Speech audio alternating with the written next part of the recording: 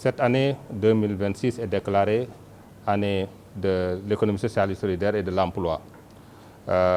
L'ESS est porté par le ministère de la microfinance, de l'économie sociale et solidaire, et il est attendu de ce programme beaucoup d'initiatives en termes de création d'emplois, en termes d'animation et de renforcement de capacités.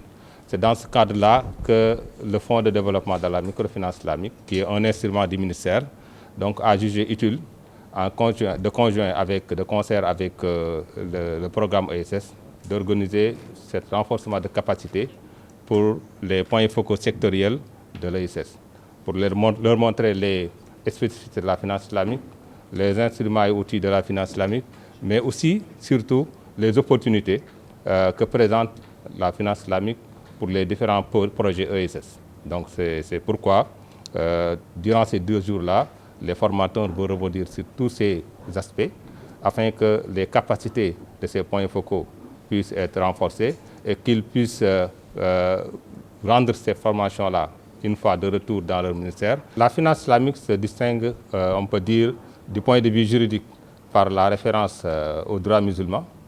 Donc, en plus du droit positif, c'est de la réglementation bancaire en cours ou bien la réglementation de la microfinance en cours, il y a la référence aussi au droit musulman. Ça, c'est d'une part.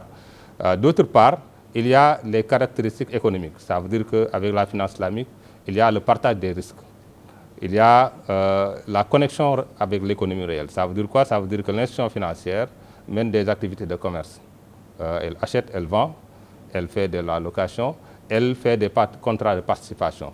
Donc, ce qui fait qu'ici, il n'y a pas ce qu'on appelle un transfert de risque où une institution donne de l'argent et attend d'être rémunérée sur la base de cette donation ou bien sur la base de ce prêt. Mais ici, l'institution financière islamique est obligée, normalement, de s'impliquer dans l'économie réelle, de faire du commerce, de faire aussi des investissements.